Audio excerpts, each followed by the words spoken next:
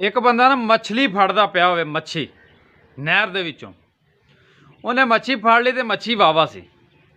उन्हें च नूं उहदे कोलों एक ताकतवर इंसान गुजरिया तो उन्हें उहदे कोलों जबरदस्ती मछली खो ली। खो के घर चला गया। घर जांदियां जदों उहनूं बनाउण लगा ना तो मछली का एक दंद जिहड़ा ना उहदे अंगूठे ते लग गया।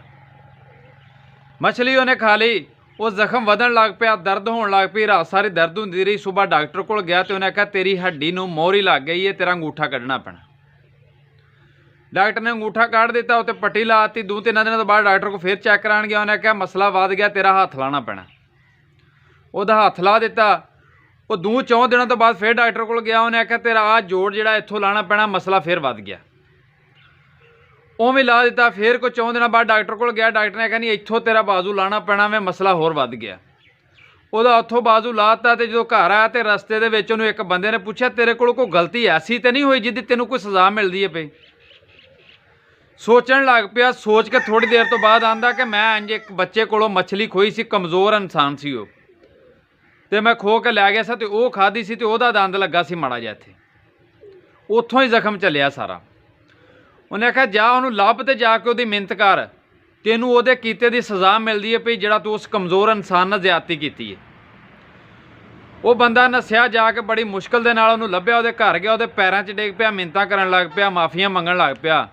उन्होंने आंदा भी तू कोई अंतर मंतर जानना जिहदी करके तू कोई मेरे ते जादू कर दिता जिहड़ा मेरे नाल इन्ना कुछ हो रहा। उन्हें आख्या मैं कुछ भी नहीं किया।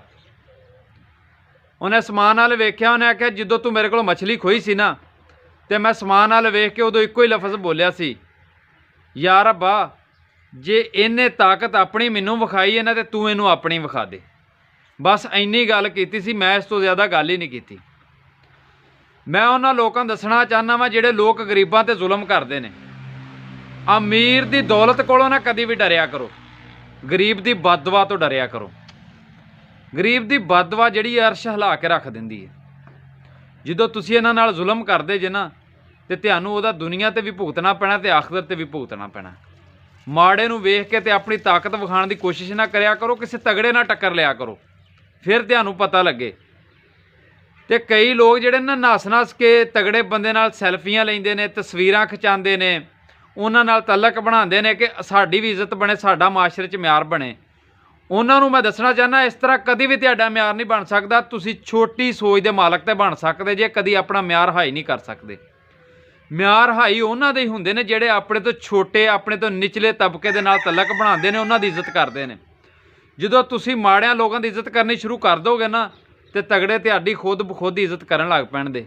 जिन्हां दी इज्जत पिछे तुसीं नसदे जे, उन्हां दे पिछे नसना बंद कर दिओ ते अपने माशरे च, अपने महल्ले च गरीब लोगों नाल तलक बनाओ। अपने माड़े दे हथ रखो, उहदी खातर खा करो तो आपी अमीर तुहाडे पिछे खुद आउण दे। ये फार्मूले ते अमल करके वेख लो, ना आए तो मेरे को आ जाओ, मैं जुर्मदार हाँ तुहाडा। बाकी मेरी दुआ है कि अल्लाह पाक सब नूं नेक अमल करन दी तौफीक दवे ते किसी भी माड़े ते जुल्म ना करया करो, इस तो बचिया करो। इहदी बददुआ बड़ी सख्त हुंदी।